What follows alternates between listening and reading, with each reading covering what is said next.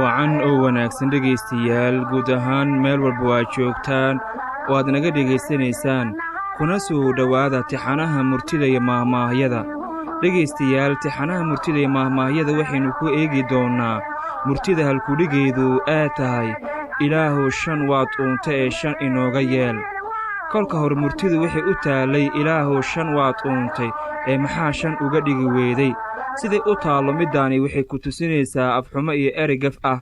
taasina waa mid khilaafsan caqiidada islaamka, balse annagoo ka afgobaadsanayna aan dhahno ilaahow shan waad uunta ee ilaahow shan inooga yeel. sidaani waxay caddaynaysaa in ruuxa bini'aadam yahay allana oo baryaayo. shantaa waxyaaboodna waxay keliyihiin ilaahow geesi waad uuntay ee ilaahow bir ka dhig, ilaahow fulay waad uuntay ee ilaahow baalal u yeel, ilaahayow deeqsi waad uuntay ee ilaahow maalqab ka dhig, ilaahayow bakhiil waad uuntay ee ilaahow sumad u yeel, ilaahow naag xun waad uuntay ee ilaahow koor u xir. soomaalidu waa bulsho dhaqan ahaan afmaal ah, waxaadna ka dareemaysaa sida isugu xidhiiriyaan habka nolosha. haddaba murtidaani waa mid dhowr arrimood oo kala duwani kulminaysa. qayb nolosha bini'aadamka ayay waxtar u leedahay, qaybna way curyaamisaa.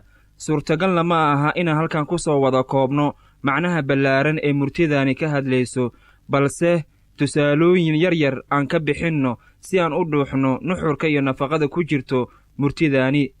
midda koowaad, murtidu waxay leedahay ilaahow geesi waad uuntay ee ilaahow bir ka dhig. siday murtida u dhacayso waxaa laga dhigay in geesigu yahay mid bulshada u baahan tahay noloshiisa. laga yaabay in cadowga dartiisa uga bajiyaan inay soo hujuumaan ama ay ku soo dhiiradaan bulshada uu ku dhex nool yahay. sidoo kale geesigu kaalin weyn ayuu ka qaataa markuu cadowga soo weeraro duddo meel deggan. bulshada laga dhex waayo geesi cadowga kama gambado. maadaama naf tagtaa dib ay u soo noqon ayay soomaalidu waxay yidhaahdaan ilaahow geesi waad uuntay ee ilaahow bir ka dhig. birna sida la og yahay waa waxaan waxba karin. maadaama ay geeridu lama huraan tahay, murtidaani waxaan ka ogaannay in ruuxa geesiga ahi diintiisa, dadkiisa iyo dalkiisaba ay jecel yihiin noloshiisa. midda labaad, murtidu waxay leedahay ilaahow fulay waad uuntay ee ilaahow baalal u yeel. soomaalidu waxaa laga helayaa dhowr maahmaaho oo ku saabsan fulinimada. waxayna yidhaahdaan fulay wadnuu waaye isagaa kaa war jecel, geesi kol buu dhintaa fulayna kun jeer, fulay xantii ma moogo, fulay hooyadii ma gablanto, fulayow guri kuu dhow kaana dheer. balse markaan dib ugu soo laabanno murtideenna waxay leedahay ilaahayow fulay waad uuntay ilaahow baalal u yeel. goobaha dagaalladu waa meelaha ay ku baxaan magacyada fulay iyo geesi. marka labada col isdhex galaan oo fallaaraha iyo warmaha laisla dhacaayo ayuu fulayga indhaha caddeeyaa isagoo cagaha dhulka ka qaadaayo. kolkaasay soomaalidu aragtay in fulayga haadka ka cararo ayay u raadisay wuxuu ku baxsan karaayo. waxayna ugu duceeyaan ilaahow baalal u yeel si uu ugu buubo markay cabsi soo wajahdo. midda saddexaad, murtidu waxay leedahay ilaahow deeqsi waad uuntay ee ilaahow maalqab ka dhig. soomaalidu waxay tidhaahdaa qofkaad barashadiisa rabtid jid la mar ama jabad la xaaro ama jiddiin la cun, taasoo lagu ogaan karo wuxuu guda iyo wuxuu galaba. haddaba dadku waxay jecel yihiin qofka deeqsiga ahi gacanta furan ee tabantaabiya ee mar kasta waxtarkooda u taagan, waana qofaan lagu hungoobin haddii wax la weyddiisto. waxayna ugu duceeyaan ilaahow maalqab ka dhig haddii uu ceer yahay ama haddii uu sabool yahay.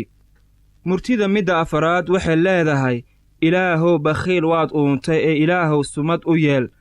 bakhiilku waa qof necab kana yimxeeriya waxbixinta haba heeste ee xoolo tiro dhaafeen, iyadoo sidoo kale tebadaha iyo qumbayaasha ay uga buuxaan hilib iyo subagba, soorne ay u raacday. hase yeeshee nimco walba nusqaan leh. ninka ceenkaas ah waxaa ku abuuran oo hoosta kaga taal nabar inta badan aan kuu muuqan markaad damacdo inaad wax weyddiisato. sidaa darteed ayay soomaalidu waxay ku ducaysataa ilaahow bakhiil waad uuntay ee ilaahow sumad u yeel oo aan dadka kale lahayn oo caan ku yahay, taasoo tilmaamaysa inuu bakhiil yahay.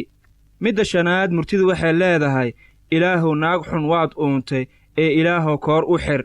aas-aaska guurka wanaagsan waa iyadoo lagu guulaysto maranti xilkas ahi oo reerkeeda ka adag, balse waxaa jirto dumar dhar qurux badan huban inteeda sanna iska soo hormarisa oo hufnaan iyo heybad ka muuqato oo isha lala sii raaco muuqaalkeeda iyo baxaaligeeda oo alla u abuuray darteed balse maxay kuugu taal waa tii la yidhi hoobaalka guudnimo iyo hobalka way iska wacan tahay hoos ahaanteedase lama ogo macaado alle taa ayay soomaalidu ka ducaysataa inuu alla koor u xiro si aan loogu hodmin xumaanteeda dihan dhegaystayaal tixanaha murtida iyo maahmaahyadane maanta halkaa inoo joogto ta intaan ku kulmi doonno qayb kale